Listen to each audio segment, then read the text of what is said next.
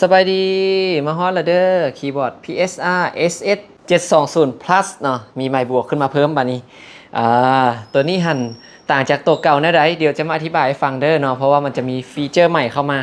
เดี๋ยวมาเบิ่งความงามของตัวเครื่องก่อนคือเก่าทุกอย่างเนาะมีแต่ว่าเพิ่มเลขบวกมาซื้อๆเนาะเพิ่ม plus มาซื้อๆเนาะมันก็จะหรูหราขึ้นแบบว่าไฮโซขึ้นเนาะซื้อมันก็จะมี plus เนาะจากน้อยกับ pro เนาะจากน้อยกับ pro max X ป่านโทรศัพท์เนาะคีย์บอร์ดนี่ก็ได้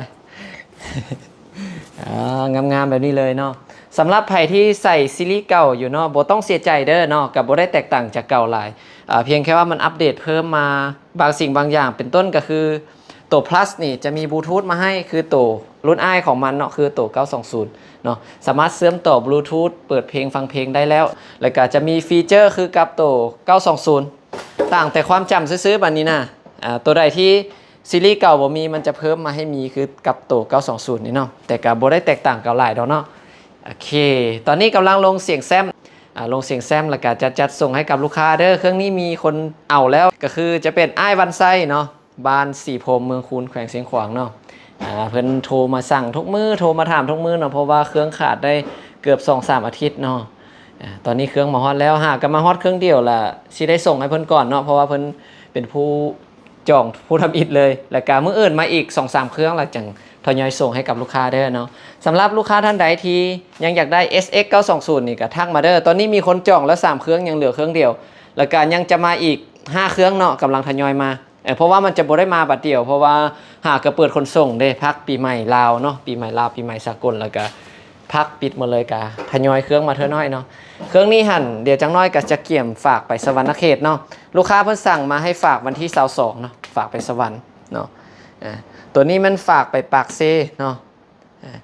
ตัวนี้แล้วก็ตัวที่3นี่แม่นเพิ่นจะเอาคีย์บอร์ดมาเทิร์นนำจะขึ้นมาหาอยู่ห้านเสริมศิลปะพี่เลยเนาะเฮาก็จะเก็บไว้ให้ยังเหลือแต่เครื่องเดียวเด้อเดี๋ยวจังน้อยจะมาเสพให้ฟังเด้อเสพให้ฟังอีกเทื่อนึงมาเบิ่งรายละเอียดเพิ่มเติมเนาะอันนี้แกะกล่องลงเสียงแซมให้กับลูกค้าเพิ่นเด้อเนาะจัดเซตใหม่เนาะเป็นเสียงแซมของเสริมศิลปะเลยเนาะมีจังหวะให้ครบเลยเนาะ2026 2027ของแถมจัดเต็มเนาะถ้าว่าซื้อจากห้างเสริมศิลปะนี่มีประกันให้2ปีเครื่องมือนึงแล้วก็จะมีของแถมครบตามรายการนี้เลยเนาะมีอยู่10อย่างนี้เนาะท่านจะได้ฟิล์มกันไหว้กระเป๋าขาตั้งคอต่อเอาไว้โหลดเพลงใส่คีย์บอร์ดอันวางปึ้มเนาะแล้วก็แจ็คทองปุ่มคู่มือสายแจ็คแล้วก็ USB เสียงแซมจังหวะระบบเซตอัพเสียงแซมอีกอย่างต่างๆลงให้ครบหมดก่อนจัดส่งให้ทุกเทื่อเนาะแล้วก็อะแดปเตอร์ที่มากับหน่วยเนาะ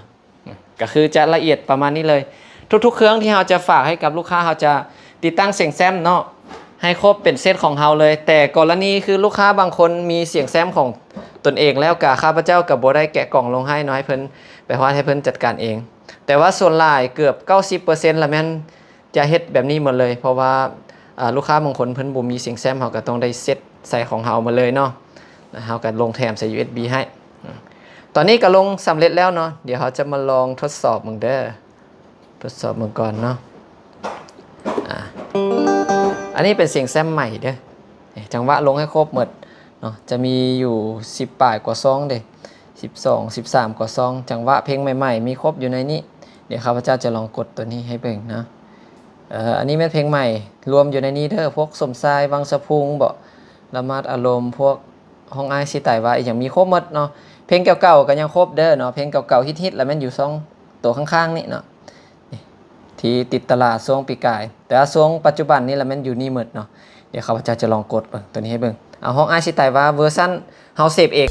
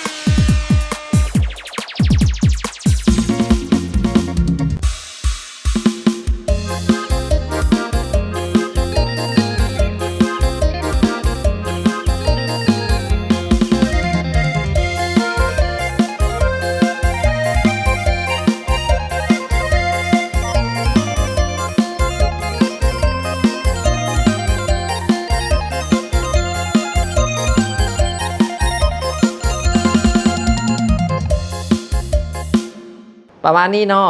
ระบบเสียงถือว่าสุดยอดที่สุดแล้วเนาะ SX 720ก็เป็นตัวท็อปเป็นตัวห้องท็อปเนาะถ้าว่าตัวท็อปแท้ก็จะเป็น Genos เนาะ Genos แต่ว่าตัวนี้จะเป็นตัวGenos Mini เนาะประมาณนี้เด้อขอบใจลูกค้าหลายๆที่เสื้อมั่นใจเสริมศิลปะเนาะแล้วก็อุดหนุนมาตลอดเดี๋ยวข้าพเจ้าก็จะเขียมเครื่องให้กับลูกค้าแล้วก็จัดส่งเด้อเนาะขอบใจอ้ายวันไซเพิ่นเด้อเนาะที่เสื้อมั่นเนาะสั่งหลายอาทิตย์แล้วเนาะเพิ่นก็รอท่าเครื่องมาบ่ฮอดจากเทื่อแต่ว่ามื้อนี้มาฮอดแล้วเนาะสมใจแล้วบัดนี้มื้ออื่นก็ท่ารับเครื่องได้เลยเนาะท่านใดที่สนใจพวกมือสองมีครบเด้ออันนี้เป็นมือสองหมดเลยเนาะมาเบิ่งตัวจริงอยู่ที่หน้าห้างได้เนาะเครื่องก็เริ่มหมดหลายแล้วเนาะโซนนี้ก็ไปหลายละช่วงปีใหม่โซนนี้ยังหลายอยู่อันนี้เป็นพวก Yamaha อันนี้เป็นพวก SV Melody